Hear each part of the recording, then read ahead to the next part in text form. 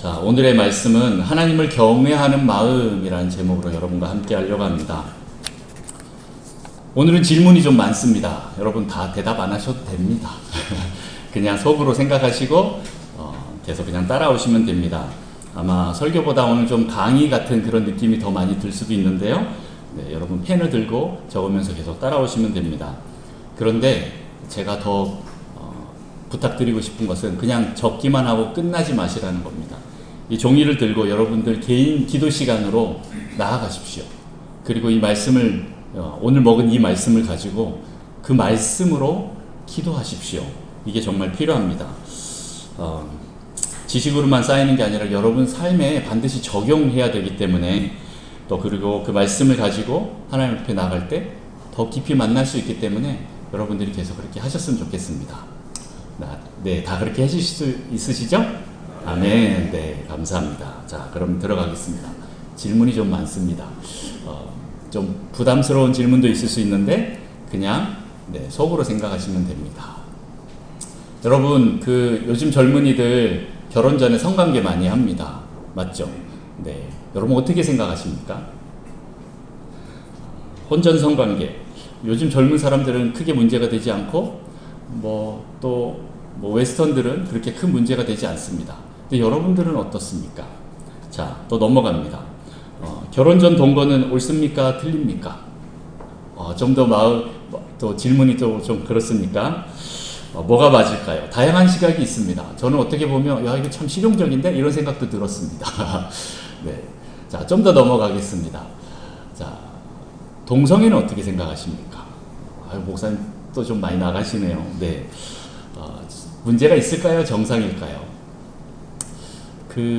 동성애는 미국에 이제 정신질환 편람이라는 책이 있는데 DSM이라는 책이 있는데 거기에 1편, 2편, 3편까지는 정신질환으로 분류가 됐었습니다. 그런데 4편부터는 빠졌어요. 동성애는 더 이상 정신병이 아니다. 이렇게 나오면서 DSM-5까지 나왔죠. 네, 그렇습니다. 사회에서 문제가 되지 않습니다. 근데 여러분들은 어떻게 생각하십니까? 자, 또 더 넘어가겠습니다. 자, 우리 세대에는 하리수가 있었습니다. 하리수 누군지 다 아십니까? 네, 트랜스젠더입니다. 요즘 아이들은 하리수 하면 잘 모르더라고요. 풍자가 있습니다. 풍자 아십니까? 네, 잘 모르시면 이제 내가 나이가 많이 먹었구나 이렇게 생각하시면 됩니다. 네, 하리수와 풍자가 있는데 트랜스젠더입니다. 여러분들은 그들 보기에 어떻습니까? 이 사람들은 여자로 사는 게 편할까요? 남자로 사는 게 더 편할까요? 네, 이들은 여자로 사는 게 더 편해 보이긴 합니다. 자, 또 넘어갑니다. 자, 이제 남자분들이 좀 불편해 하실 수도 있습니다. 남성분들 가끔씩 밤에 야한 동영상, 줄여서 야동이라고 그러죠. 그런 걸 보는 분들이 계십니다. 네, 볼 수 있습니다. 싱글 남자가 혼자서 그 밤에 외로운데 보는 것, 다른 사람에게 해가 됩니까? 안 됩니까? 해가 안 됩니다. 근데 그 보는 것에 대해서 어떻게 생각하십니까? 다른 사람에게 피해를 주지도 않고 법적으로도 문제가 되지 않습니다. 네. 참 불편한 질문을 많이 던지죠. 그러면 이제 좀 실제적인 우리 현재 삶으로 좀 돌아오겠습니다. 이게 제 문제이기도 한데요. 여러분들이 운전을 하고 갑니다. 그런데 5차선, 6차선 대로가 뻥 뚫린 직선 대로가 나왔습니다. 신호등도 하나도 없습니다. 차들도 없습니다. 나 혼자 거길 달립니다. 그런데 시속 제한 속도가 몇입니까? 50입니다. 참을 수 있습니까? 저는 못 참습니다. 제가 다른 건 다 잘 지킵니다. 근데 요거 하나 참 힘듭니다. 속도 이 질주 본능이 좀 있어서 어릴 때부터 제가 뭔가 스트레스를 풀 수 있는 방법이 없어서 운전을 많이 했어요. 실은 군대도 운전병으로 운전 조교로 갔다 왔는데 운전하는 걸 너무 좋아합니다. 그런데 그 넓은 대로에 80km, 100km 달려도 모자란 그 도로에 시속 제한 50으로 딱 적어 놓으면 제가 그렇게 달릴까요? 아니면 더 달릴까요? 여러분은 어떻습니까? 공원에 가면 큰 잔디밭이 있습니다. 근데 거기에 들어가지 마시오 라고 편말을 해놨습니다. 대학교 캠퍼스에 가봐도 큰 잔디밭들이 많습니다. 그런데 학생들이 수업에 늦으니까 여기서 저쪽까지 가려면 이렇게 삥 둘러서 가야 됩니다. 그런데 시간이 없으니까 어떻게 합니까? 잔디밭을 가로질러서 가서 거기에 지름길이 났습니다. 잔디가 반으로 갈라졌죠. 사람들이 하도 밟고 지나가서 잔디밭 가운데로 길이 나버렸습니다. 여러분은 어디로 가시겠습니까? 자, 너무 많은 질문들을 막 쏟아내서 정신 없으시죠? 자, 이것들을 가지고 제가 오늘 한번 얘기해 보겠습니다. 사람들마다 저마다 기준이 다 다릅니다. 살아가는 기준이 다르고 생각하는 기준이 다릅니다. 나라와 민족과 문화의 기준이 다릅니다. 그때그때 따라 달라집니다. 이것을 우리는 상대주의라고 합니다. 상대성이 있습니다. 특히 포스트 모더니즘에 들어가서는 절대적인 진리가 없어져서 이 정답들이 없습니다. 네. 우리는 지금 모더니즘 생각이 더 많은데 좀 더 앞으로 많이 나가신 분들은 포스트 모더니즘으로 정답 자체가 없는 삶을 살아가고 있습니다. 이것은 다양성을 인정하며 절대 진리를 부정합니다. 인간의 행복, 자유 이런 것들을 더 중요시 여깁니다. 그러다 보니까 어떤 면에선 사회적으로 더 혼란스럽습니다. 누군가는 산에 올라가는 길이 여러 개지만 결국 올라가면 한 정상에 올라가는 거 아니냐? 좀 달리 올라가더라도 우리 정상에 가서 만나니까 좀 서로 다른 길을 선택하는 것에 대해서 어려워하지 말자 이렇게 얘기를 합니다. 서로 상관하지 말자. 그냥 산 정상에만 올라가면 되지 라고 생각합니다. 사회에서는요, 죄는 사람이 실은 규정할 수가 없습니다. 그때그때 그 시대와 문화와 또 그 상황에 따라서 달라집니다. 그래서 사회 법도 계속 진화됩니다. 이런 것에 대해서 얘기했던 분이 누구입니까? 하버드 대학의 마이크 샌델 교수가 정의란 무엇인가 라는 책으로 잘 정리해 놨습니다. 다 이런 내용들입니다. 그래서 죄에 대해서 많이 혼동합니다. 그리고 사회에서는 그래, 법에만 걸리지 말자 이렇게 갑니다. 네, 맞습니까? 법에만 안 걸리면 되죠. 사회적으로 말하는 그 법만 안 걸리면 우리는 된다라고 생각합니다. 그런데 성경에서는 뭐라고 합니까? 네. 성경에서는 죄를 뭐라고 합니까? 죄를 헬라어로 하마르티아라는 단어를 씁니다. 하마르티아 무엇일까요? 혹시 들어보셨습니까? 바로 관역을 벗어났다라는 뜻입니다. 관역을 벗어났다라는 게 무엇이죠? 화살이 관역에 딱 꽂혀야 되는데 관역을 벗어났어요. 그러면 죄예요. 이게 무슨 뜻입니까? 다시 말해서 하나님께로부터 벗어났다라는 뜻입니다. 하나님이 하라고 하는 것을 하지 않는 것, 하나님이 하지 말라고 하는 것을 하는 것, 그게 바로 죄라는 것입니다. 기준이 어디에 있습니까? 하나님께 있습니다. 사람이 기준이 아닙니다. 세상은 법률과 도덕으로 죄를 규정합니다. 쉽게 말해서 남에게 해를 입히냐 아니냐 기준 정도인 거죠. 네. 그리고 어떤 인간은 죄를 자기 스스로 규정해버리는 사람이 있습니다. 그리고 자기가 그 기준이 돼서 내 마음대로 살아가는 사람들이 있습니다. 최근에 뉴스를 보니까 자기 아이는 왕의 DNA를 가지고 있으니까 건들지 말라 뭐 이렇게 교사를 협박했다는 그런 기사를 봤는데, 어떤 면에서 그 왕이 도대체 뭐지? 그 DNA가 뭐지? 자기 기준인 겁니다. 자, 그렇게 사람들은요, 죄를 지으면서도 자기가 죄를 짓는다고 생각하지 않습니다. 이것은 죄에 대한 인식이 부족하기 때문입니다. 죄에 대한 정의가 없다는 거죠. 절대 진리를 부정하기 때문에 그렇습니다. 그러나 성도는 하나님의 말씀이 절대 진리입니다. 아멘. 자, 사람들이 죄를 짓는 두 번째 이유는 무엇입니까? 첫 번째 이유는 죄에 대한 인식이 부족했고, 두 번째는 죄를 사랑하기 때문입니다. 마치 불이 꺼지지 않는 그 장작불에다가 이제 빨리 불을 꺼트려야 되는데 하면서도 계속 장작을 집어넣는 행위와 비슷합니다. 불을 꺼트리려면 어떻게 해야 됩니까? 장작을 더 공급하지 않으면 됩니다. 나무를 집어넣지 않으면 자연스럽게 불이 꺼집니다. 그런데 불이 꺼지기를 바라면서 나무를 계속 집어넣는 겁니다. 그게 바로 오늘 말한 죄를 사랑하는 것과 비슷합니다. 여러분 솔직히 자기 자신 한번 가만히 한번 들여다 보시기 바랍니다. 정직하게 한번 반응해 보십시오. 겉으로는 죄를 싫어한다고 나와는 상관없다고 하지만 왜 그 죄가 계속 반복될까요? 여러분들이 끊어지지 않는 어떤 반복되는 죄가 있지 않습니까? 왜 그 죄가 반복될까요? 그것은 그 속 깊은 곳에 그 죄를 사랑하는 마음이 있기 때문에 그렇습니다. 그것을 좋아하기 때문에 그렇습니다. 내가 선택했기 때문에 그렇습니다. 네, 너무 무거운 얘기를 하죠. 저도 이걸 준비하면서 여러분 많이 무거워하실 것 같고 힘들어하실 것 같습니다. 그런데 여러분들 지금 불편하다 그러면 이 설교가 성공한 겁니다. 네, 그게 목적입니다. 자, 그러면 어떻게 하면 우리가 죄를 짓지 않을 수 있을까요?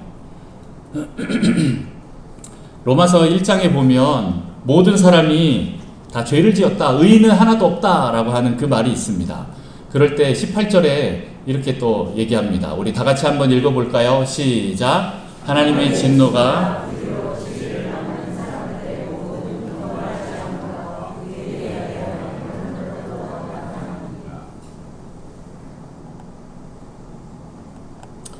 네, 잘못 나온 것 같은데요. 맞나 모르겠네요. 제가 다시 읽어드리겠습니다. 로마서 1장 18절에는 그들의 눈앞에 하나님을 두려워함이 없느니라 함과 같으니라 이런 말씀이 있습니다. 하나님을 믿지 않는 사람들이요, 왜 그렇게 죄를 짓느냐? 하나님 두려워하지 않기 때문이다 라는 거죠.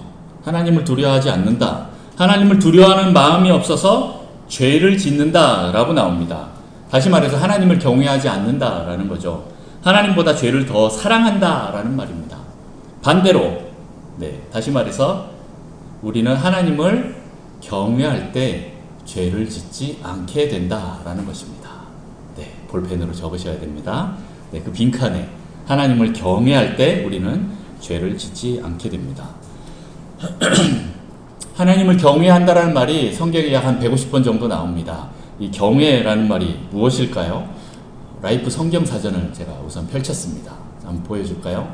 네, 기본 의미는 두려워하다, 떨다라는 그런 뜻이 있는데, 하지만 이는 무서운 존재에 대한 공포감이 아니라 하나님의 주권과 영광을 인정하는 자가 가지는 거룩한 두려움, 곧 경건한 공경심을 일컫는다. 네, 따라서 경외하다는 말은 좋은 마음, 곧 존경하는 마음으로 삼가 조심하다라는 의미가 함축되어 있습니다. 네, 경외는 무엇입니까? 존경심에서 우러나오는 경이로운 두려움입니다. 제자들이요, 예수님을 따라서 변화산에 올라갔습니다. 그런데 예수님이 짠 변화되고 나니까 그 제자들이 어떻게 했습니까? 깜짝 놀라서 그 희고 흰 예수님을 바라보고 또 모세와 엘리야가 내려온 것을 보고 깜짝 놀라서 땅바닥에 엎드렸습니다. 얼굴을 댔습니다.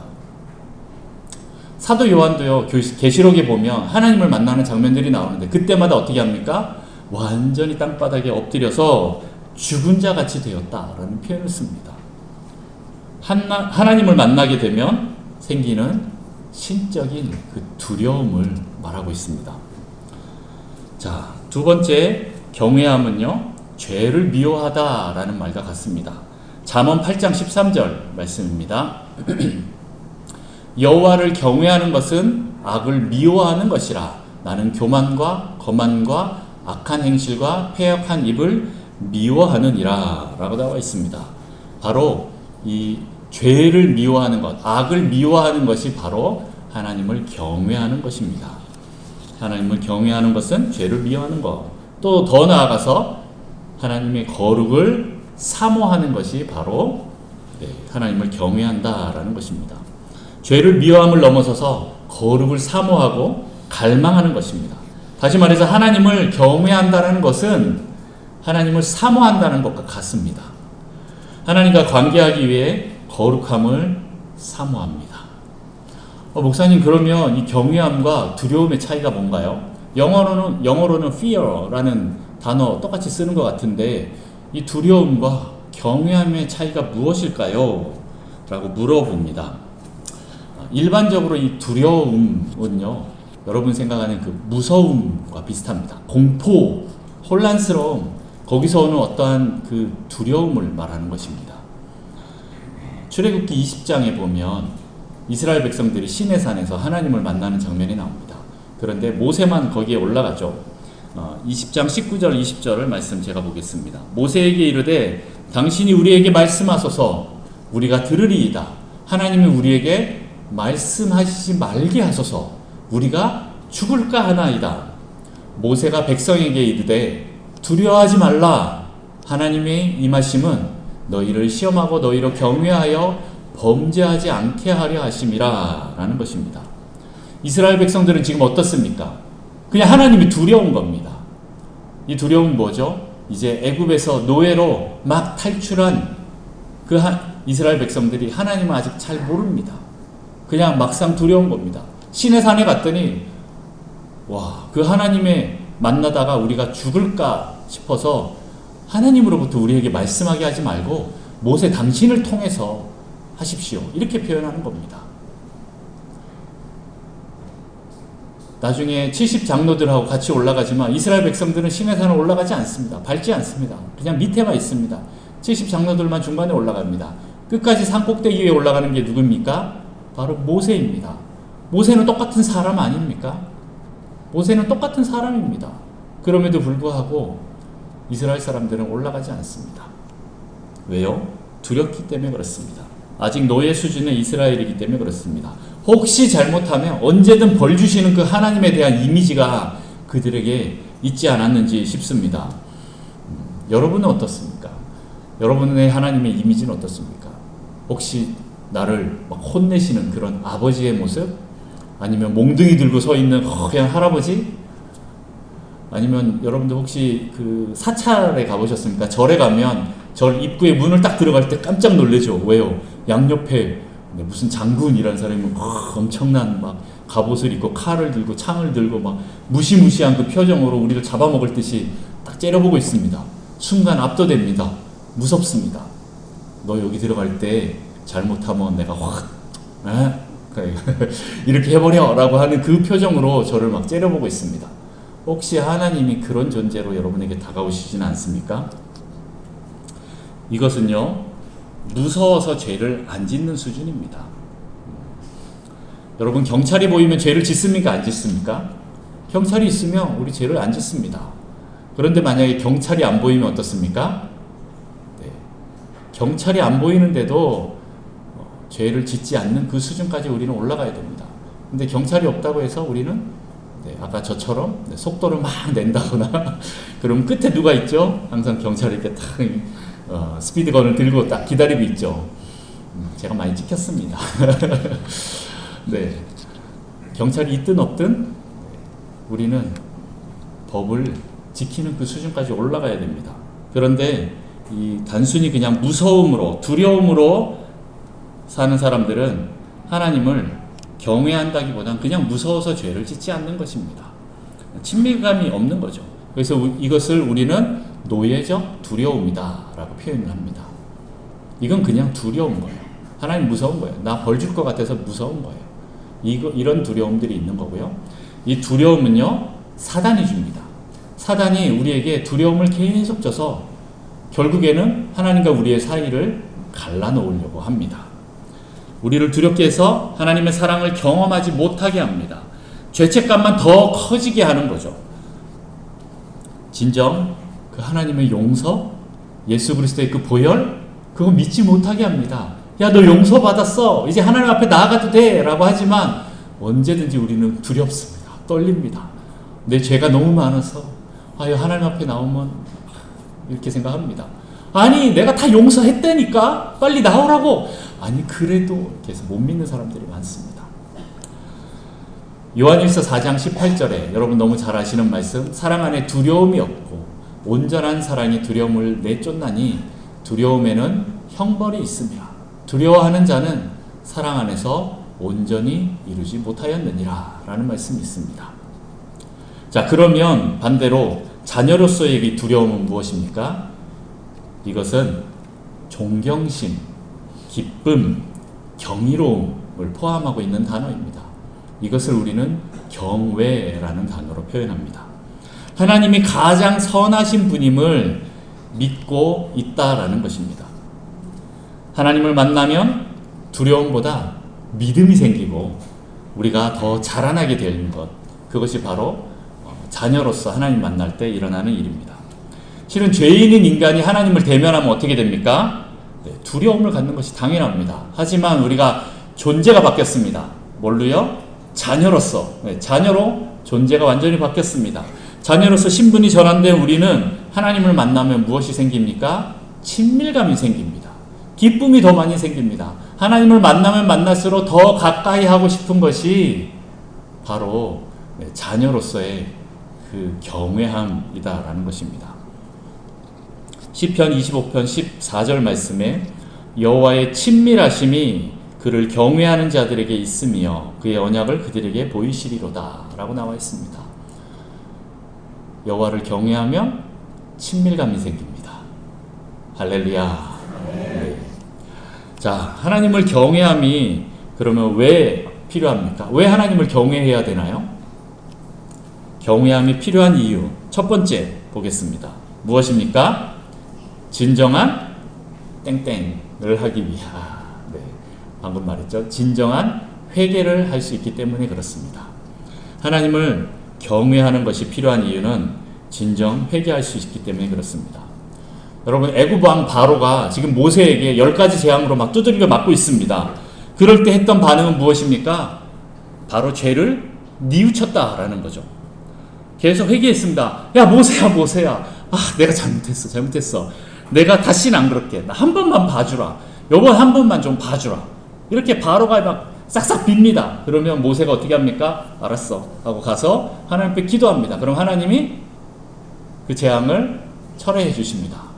그러면 조금 있다가 숨통이 트이면 바로가 한숨 쉬면서 다시 하나님을 반대하고 모세를 반대하면서 나옵니다. 야, 이번에는 그냥 너희 자녀들 놓고 그냥 어른들만 갔다 오면 안 될까? 뭐 이런 식으로 변명을 하기 시작합니다.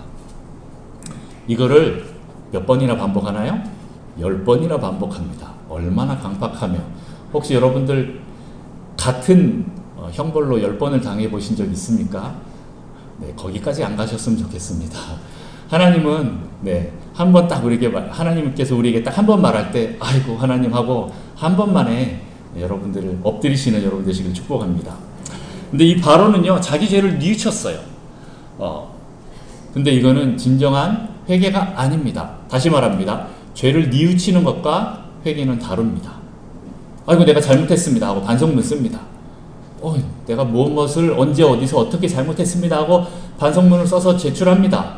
정말 그 순간에는 아 내가 잘못했구나 라고 반성문을 제출하지만 그의 삶이 바뀌면 감사한데 바뀌지가 않습니다. 네. 겉으로만 바뀐 거죠. 속 깊은 것은 바뀌지 않았기 때문에 진정한 회개를 하지 않았기 때문에 그렇다라는 겁니다. 그러면 진정한 회개는 무엇입니까? 삶을 완전히 돌이키는 겁니다. 행동을 완전히 바꾸는 것입니다. 이 애굽 왕 바로는요, 하나님을 경외하지 않았습니다. 단순히 위기를 모면하기 위한 그런 뉘우침이었다는 것이죠. 진정 하나님을 경외하는 자는 진정한 회개를 하게 됩니다. 다시는 그 죄를 짓지 않습니다. 죄의 뿌리부터 잘라내게 됩니다. 그것이 바로 하나님을 경외해야 되는 이유입니다. 자, 두 번째, 하나님을 경외해야 되는 이유, 그 필요한 이유, 두 번째 무엇입니까? 여러분들 무엇으로부터 해방되고 싶습니까? 네, 아주 다양하죠. 사람들마다 요구가 다릅니다. 하나님 나 이거 해방해 주세요. 저거 해방해 주세요. 그런데 오늘 제가 말씀드리고 싶은 것은 바로 사람으로부터 해방된다라는 거죠. 이게 또 뭔 말이죠? 네, 하나님이 아닌 사람을 두려워한 대표적인 인물이 있습니다. 누구입니까? 사울 왕입니다. 여러분 잘 아는 그 사울왕입니다. 사무엘상 15장 24절 같이 한번 읽어봅니다. 시작. 사울이 사무엘에게 이르되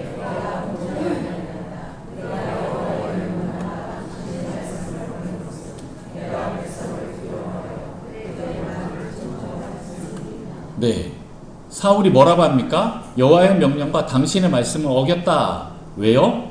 내가 백성을 두려워했다라고 표현합니다. 그들의 말을 더 많이 들었다라고 얘기하죠. 여러분은 누구를 두려워하십니까? 사람을 두려워하면요, 올무에 걸리게 됩니다. 우리는 사람보다 하나님을 두려워해야 합니다. 하나님을 두려워하면 사람을 두려워하지 않게 됩니다. 그러나 반대로 사람을 두려워하면 하나님을 두려워하지 않게 되죠. 하나님을 경외하지 않게 된다라는 겁니다. 우리는 사람들의 반응보다 하나님의 반응에 집중해야 합니다. 우리가 두려움을 갖게 되는 이유는 하나님께 집중하지 못하고 사람에게 집중했기 때문입니다. 평안을 주시는 하나님을 바라보십시오. 그리고 그 하나님을 경외하십시오. 그러면 사람으로부터 해방될 것입니다. 자유하게 됩니다. 세상에서 두려움이 없는 그런 사람이 됩니다. 그런 축복이 여러분의 있기를 간절히 축원합니다. 세 번째, 경건한 삶을 살 수 있습니다. 존 머레이라는 신학자가 이렇게 얘기합니다. 하나님을 경외하는 것이 경건의 핵심이다. 이런 표현을 썼습니다. 여러분 경건하고 싶죠? 네, 그것은 바로 하나님을 경외할 때 시작되는 것입니다. 반대로 하나님을 경외하지 않는 것은 불경건의 본질이다. 이렇게 말씀합니다. 또 여러분 잘 아시는 존 칼빈이 있습니다. 칼빈 신학자께서는 모든 사악함은 하나님을 무시하는 데서 온다. 하나님을 경외하는 것은 우리의 사악함을 제어할 수 있는 제갈이므로 이것을 제거하는 것은 곧 우리를 여러 가지 방탕한 행위에 빠지게 하는 것이다 라는 말씀하셨습니다. 우리가 하나님을 경외할 때 우리는 경건한 삶을 살 수 있습니다. 자, 하나님을 경외해야 되는 이유 네 번째 무엇입니까? 경외하는 자만이 자신의 소중한 것을 하나님께 드릴 수 있습니다. 자신의 소중한 것을 드린 아주 유명한 사람이 있죠.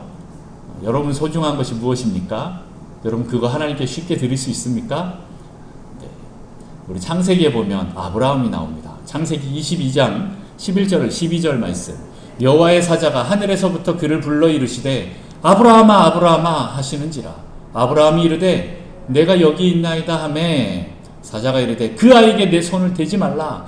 그에게 아무 일도 하지 말라. 내가 내 아들 내 독자까지도 내게 아끼지 아니하였으니 내가 이제야 내가 하나님을 경외하는 줄을 아노라. 네. 하나님이 언제 자기를 경외하는지 알았나요? 네. 지금 120이 거의 다 돼서 120세가 거의 다 돼서 자기 아들 독자 이삭을 하나님 앞에 제물로 드리는 그때 하나님이 야, 너 진짜 나를 경외하는구나 라고 이렇게 표현하십니다. 아브라함에게 가장 중요한 것은 무엇입니까? 바로 100세에 낳은 아들 이삭입니다. 만약 이스마엘을 하나님이 바치라고 했으면 어땠을까요? 네, 이삭은 있으니까 이스마엘 바치죠 하고 아마 쉽게 바쳤을 것 같습니다. 네. 그럼에도 불구하고 또 자기 아들을 이렇게 해야 하는 건 쉽지 않은 거죠. 사람을 죽이는 건 쉽지 않습니다. 그런데 뭐라고요? 이스마엘이 아니고 이삭이라고요? 하나님 다시 한번 얘기해 주세요. 이렇게 말씀했을 것 같아요. 이삭 말고 이스마엘 하면 안 될까요? 그 아들이라고 얘기했는데 그 아들이 이삭인지 이스마엘인지 헷갈리지 않을까요? 네, 제가 이스마엘로 하겠습니다. 이렇게 하나님하고 타협하지 않으십니까? 오늘 아브라함은 그렇지 않았습니다. 그냥 바로 순종했습니다.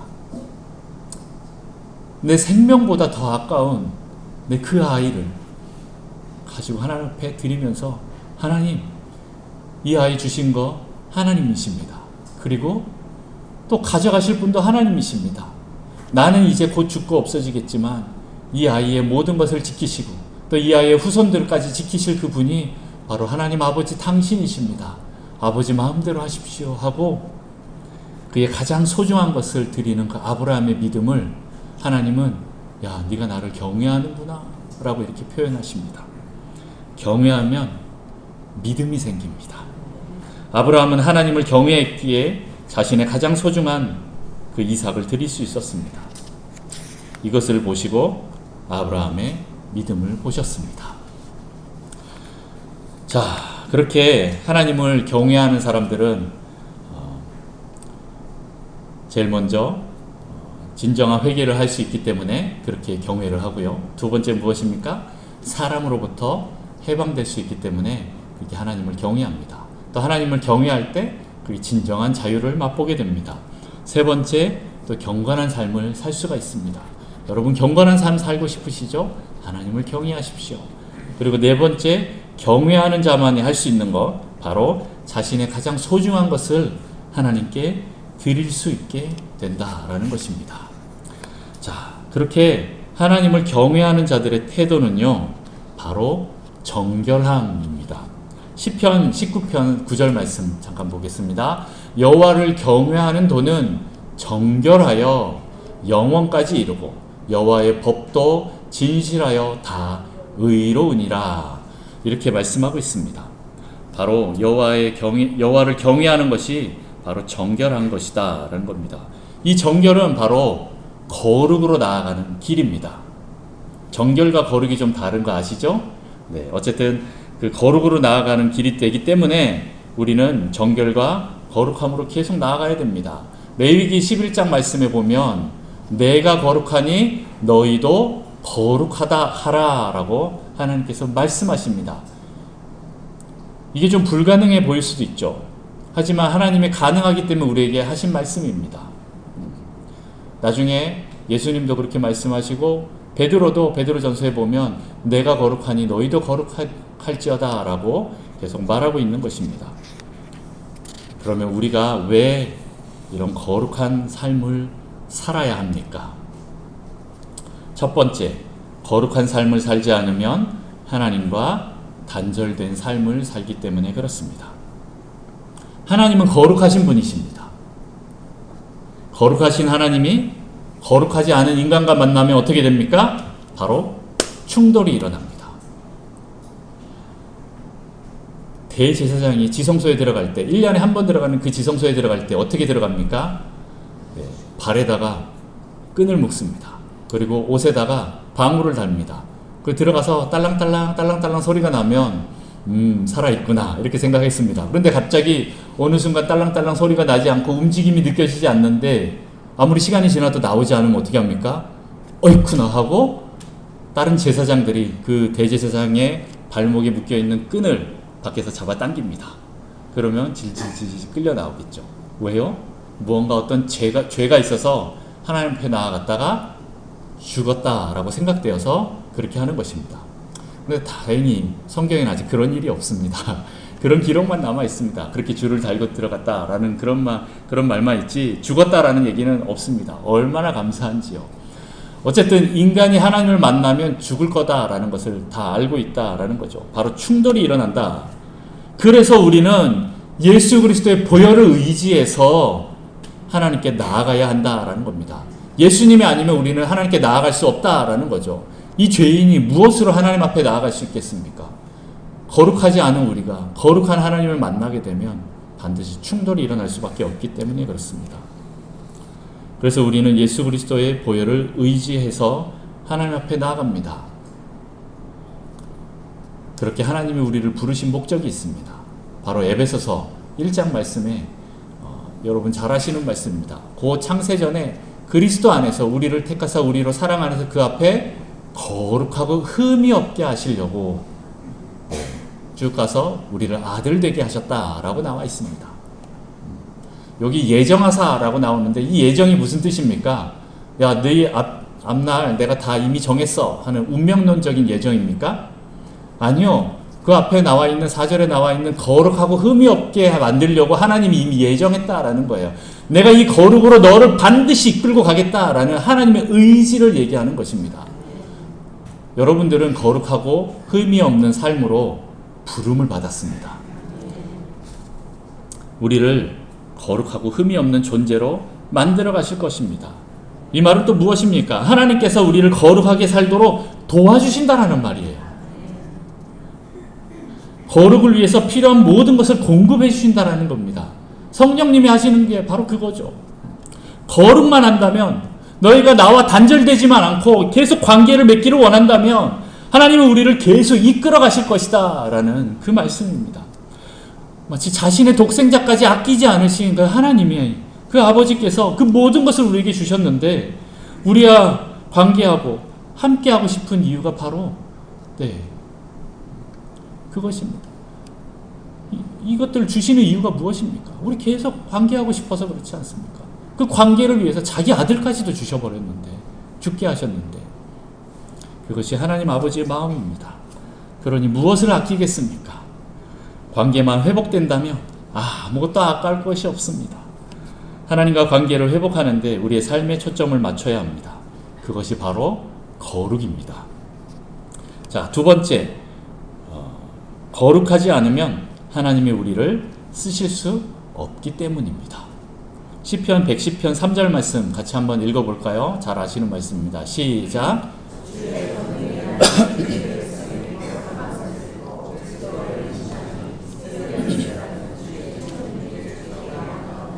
네, 여기 주의 백성이 거룩한 옷을 입고 나옵니다.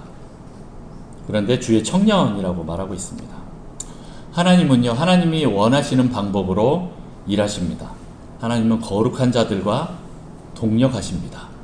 하나님이 기뻐하시는 방법은 하나님의 거룩한 옷을 입은 주의 청년들과 함께하는 것입니다. 여기 혹시 나이가 60이신 분 계십니까? 내가 올해 60세다. 옛날에 환갑이라고 그러죠? 네, 축하드립니다. 이제 0살입니다. 이제 출발입니다. 인생은 뭐라고요? 60부터. 네, 많은 분들이 알고 계시죠? 자, 그럼 60 이상은 무엇입니까? 이제 청년입니다. 네, 여러분들의 삶은 이제 시작이고 저희들은 아직 태어나지도 않은 수준입니다. 생물학적인 나이는 청년의 때를 좀 지난 것처럼 보일 수 있습니다. 그렇게 느껴지지만 우리의 내면이, 우리의 영혼이 청년인 사람들이 있습니다. 나이가 늙어도 그 여호수아와 같이 그 가나안 땅을 정복했던 사람 누구죠? 갈렙입니다. 갈렙이 80세 헤브론을 점령합니다. 80세. 네. 80세 넘으신 분만 여기서 그냥 나는 괜찮아 이렇게 하시고 그 밑으로는 다 갈렙처럼 그렇게 가셔도 됩니다. 여러분 비전을 버리지 마십시오. 하나님께서 여러분들을 사용하실 것입니다. 모세도 120세가 되었는데도 불구하고 눈이 흐려지지 않고 시력이 흐려지지 않고 기력이 쇠하지 않았습니다. 네, 우리가 늦지 않았다라는 것을 말하는 것입니다. 다시 말해서 항상 하나님의 거룩을 사모하는 자들은 육신의 나이와 상관없이 그 마음이 청춘이면 청년이면 하나님께서 계속 불러서 쓰십니다. 오늘 여기서 주의 청년들의 죽게 나오는 거 나는 이제 끝났네 이렇게 생각할 수도 있지만 아닙니다. 하나님은 그 거룩의 옷을 입고 날마다 새로워지고 있는 사람들을 들어서 쓰십니다. 마음이 문제입니다.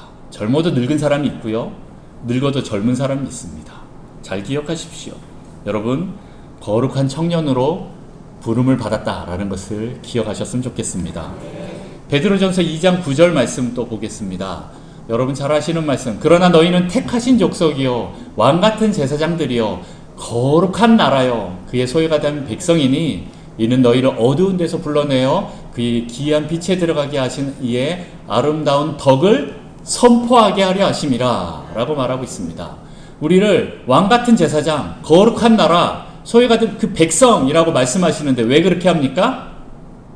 네, 하나님을 선포하기 위해서 우리를 그렇게 쓰신다라는 거예요. 그의 아름다운 덕을 선포하기 위해서 그렇게 하시기 위해서 우리를 이렇게 부르셨다라는 겁니다. 하나님을 알리기 위해서, 다시 말해서 내가 하나님의 광고판입니다. 여러분 고속도로 달릴 때 그 빠르게 달리는 그 차 안에서도 읽을 수 있게, 볼 수 있게 고속도로 옆에 큰 광고판이 있습니다. 네, 한 번에 딱 보면 1초 만에 뭔지 딱 보이죠.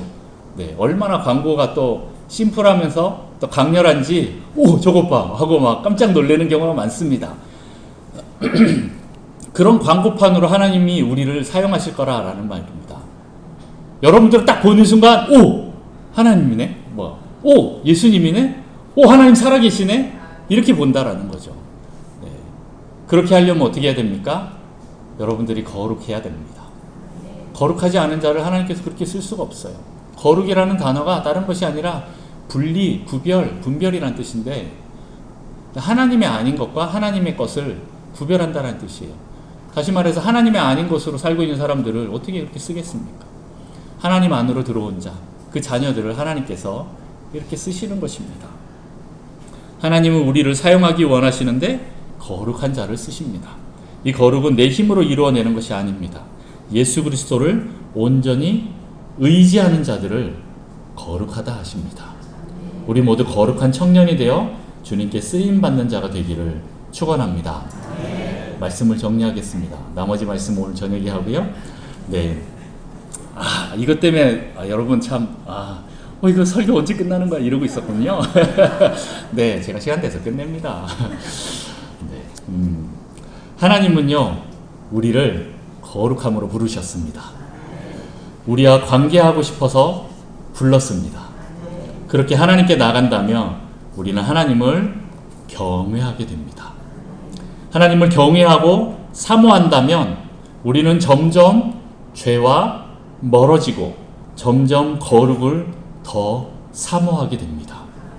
마치 세상의 기준은 간음죄를 지어야, 간음해야, 행위를 해야 야, 너 죄를 지었어 이렇게 말하고 있지만 그게 아닌 예수님의 기준으로 보면 무엇입니까?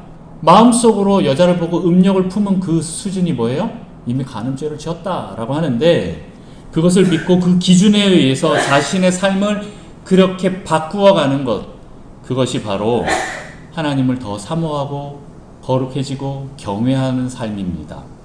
세상에서는 사람을 때리거나 죽여야만 살인죄로 말하고 있지만 예수님의 기준은 무엇입니까? 그 마음속에 이미 형제를 미워하거나 XX 하고 벌써 욕을 했거나 그에게 분노로, 폭발 같은 분노로 쏟아내거나 한다면 뭐라고요? 이미 살인죄를 저질렀다라고 표현하고 있습니다. 그 기준에 의해서 우리는 더 이상 세상의 기준이 아니라 예수 그리스도의 기준으로, 성경의 기준으로 돌아가는 삶을 살아야 합니다. 심지어는 사랑하지 않아도 되는 원수를 아이고 주님 그렇게 사랑해야 되는 그 삶까지 가는 거, 거룩하고 흠없는 수준을 그렇게 사모하게 하시는 그 하나님이십니다. 그 하나님을 만날 때 하나님을 경외하게 되고 그 하나님을 경외하기 때문에 그 거룩의 수준을 우리가 더 이상 밑으로 낮출 수가 없습니다. 그래, 뭐 경찰한테 안 들키면 되지, 내가 법에만 안 걸리면 되지, 뭐 내가 다른 사람 해치지기만 않으면 되지 라는 것이 아니라 하나님 안으로 완전히 들어와서 하나님의 아니면 안 됩니다 라는 그 기준으로 살아가는 여러분 되시기를 축복합니다. 하늘에 계신 우리 아버지가 온전하고 거룩하니 우리도 온전하고 거룩해야 합니다. 이 마음을 갖게 하는 것이 바로 하나님을 만날 때 일어나고 우리는 하나님을 경외하는 마음으로 살아가게 됩니다. 여러분, 우리 모두 하나님을 경외함으로